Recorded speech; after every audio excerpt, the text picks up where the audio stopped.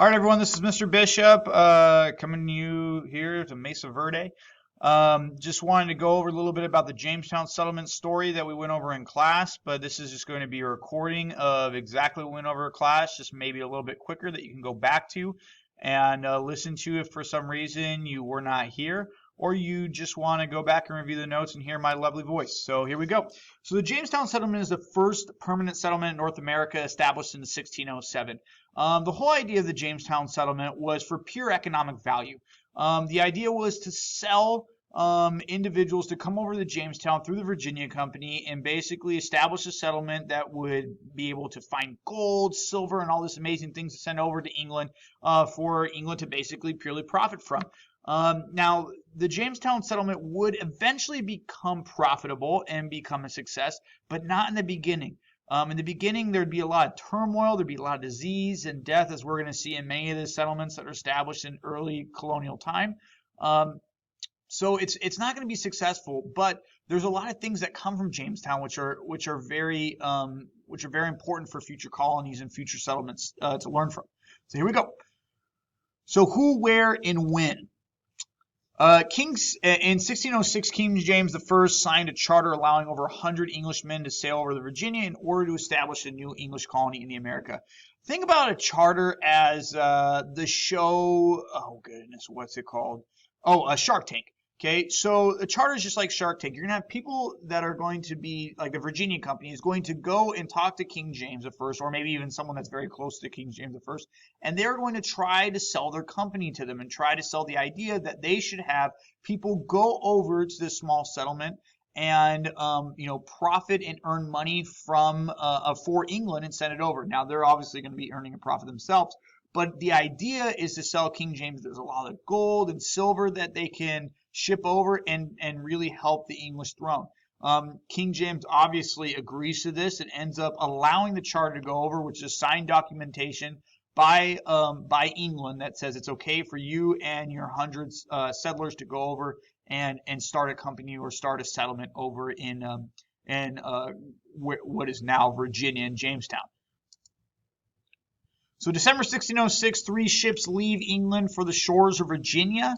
Okay, those 3 ships are the Susan Constant, Godspeed, and the Discovery. Okay, so these 3 ships are going to have 100 men. It's purely men. No women were allowed on this first venture over to Jamestown because, again, the whole idea was for these men to concentrate and find gold and find things to help profit the British throne. Now, if they did bring women over there, number one, unfortunately, ladies, there wasn't a lot of rights for women during the time period. So that was one big thing going against the women. And the second thing is they didn't want women to be a distraction to the men over there, because if the women were there, what men would, be thinking about, getting married, settling down, having a family.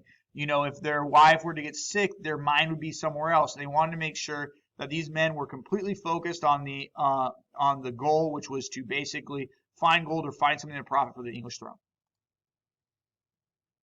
So 4 months later, in April 1607, 3 English ships arrive in Virginia in search of wealth and increased power. Okay, so these are the things that Jamestown colonists were hoping to find: gold, silver, wood, furs, and new food. They would find 3 out of the 5 things, which I guess is good, but the 2 things that are most profitable they really didn't find: gold and silver. There wasn't much of it. Gold and silver would be found in the United States later on and partially in different areas of the colonies, but we wouldn't see a really large gold or the biggest gold boom until 1849 in California. Furs was definitely something that would create wealth. A lot of fur trappers were going over there, predominantly from France. They were over in the kind of Pennsylvania area and a little bit northeast or northwest of the United States. And it was a very, very lucrative business in the sense that furs could gain you a lot of profit. You would dry them up, you'd send them over to European nations, and then they would either create clothing or expensive rugs or use something with the furs, and it would be basically for the rich and wealthy. But that wasn't one of the big things that actually Jamestown was able to profit on. So there's the fur trapping, there's the gold that they were looking for that they didn't really find.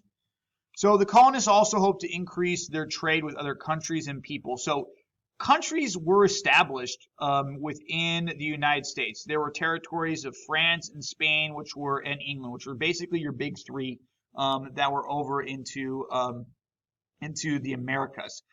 So there was a lot of trading going on.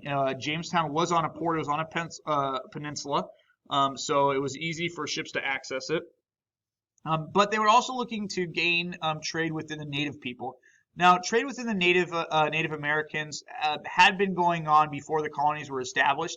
Ships would basically dock on the shores. They would trade normally weapons or alcohol with Native Americans. The Native Americans would then bring them stuff to bring, the Europeans something to trade. A lot of times it was furs. It could have been gold. It could have been food. Different things that they would bring over to the European throne. Which was a good thing because, both individuals profited. But the bad thing for the Native Americans was as these Europeans were bringing this materials over, kings and dukes and duchesses of Europe were basically looking at, the Americas and saying, wow, if this is what we're getting from Native Americans, maybe we should have more people go over there and establish settlements and just, get this stuff on our own. Okay, so that was one of the negative things that ended up coming out of that. Here's a video that you guys can watch in the slides that are already posted. So here are the individuals that ended up coming or the 100 individuals that ended up coming to the Jamestown colony. There was a council, there was gentlemen, which were basically attached to either kings or queens or duchesses, or even people that owned businesses, where your gentlemen, your council people were like your leaders of the community. You had carpenters there that would basically help build settlements. You had other professionals such as surgeons, blacksmiths, barbers, things that you would need, especially for the men that were being there. Your laborers would work closely with the gentlemen and carpenters to help establish the settlement itself, as well as try to look for goods or other things. And then the boys were there as kind of like apprentices to many of these men, where they were going to learn skills and hopefully profit from that and be able to be their own entrepreneur in the long run. So Jamestown, again, was strictly an economic venture. You didn't see a lot of individuals coming to Jamestown because they were leaving religious persecution like you did in Plymouth or the Mayflower, which are one and the same. These people were there for purely economic ventures. Why Jamestown? Well, English settlers chose Jamestown because the charter instructed them to go inland. There was deep water along the shores, ships to dock. It was easy to defend from attack because it was a peninsula and it was basically surrounded three ways by water. And there was fresh water, at least what they thought. Eventually, that fresh water, because Jamestown, when you look at it, let's look at actually where Jamestown is. This kind of little peninsula right here. On paper, looks great, but once they arrived to Jamestown, what the colonists or the Virginia company started realizing, the people that were there, was that it was marshland. The water was full of different diseases. It ended up being one of the big reasons why they landed there is because there was no Native Americans around, and that's one of the big red flags, right? Why wasn't there any Native Americans there? Well, because the water wasn't really good. It was marshy land, it was muddy, and it was Native American hunting ground, so it was really, really dumb to actually be there. But no one had actually been there for long periods of time, so how would they know? They were kind of just risking it all and deciding that would be a good place to go because there was a port. They could be able to bring in ships and export, import goods. So that's why Jamestown was founded there, is because specifically of the port. Again, here's the peninsula on which Jamestown ran, the river. So usually you have a large settlement near a river, so you get that fresh water coming through. This is what the fort looked like. It was a triangle, so you had vantage points at each side, so you could see if anyone was trying to come and basically attack you, either Native Americans or other countries. The Powhatan village, which was the neighboring village that would either be warring at times with the Jamestown colony, or they would be actually at peace with Jamestown colony. It kind of differed between time periods. One of the most influential and Native American groups that you would have known, or a person that you would have known, was by the name of Pocahontas. So she came out of the Powhatan village. That's another video. How did they pay? Well, the charter granted, which outlines rules and regulations. Again, this was basically delivered by the English throne, allowing people to go and colonize and organize. The Virginia company was a joint stock company, so you can actually buy shares and invest in a company. It's just like if you bought shares with Apple or Amazon. The whole idea is if you buy a share of a company, Eventually that company would get really popular or gain a lot of interest or money, and then you would double, triple, quadruple, your stock value, and then you would eventually sell it off for a lot of money. That's the whole idea of a stock. Okay, and that's exactly what Virginia Company was selling. 1606, King James I of England granted charter to the Virginia Company in London in order to establish a settlement in North America, and he extended the rights of the English to the settlers. So by setting their rights, basically, they're a territory. So they are under the English throne. They're under the English law, which is a good thing because they're protected. However, as colonists end up, settling in for a long period of time, and, there's generation of colonists, this is actually going to backfire on the English throne. Because colonists are going to start realizing, especially when we have the 13 colonies established, is that the English throne isn't really giving anything back to them. This is a one-sided relationship.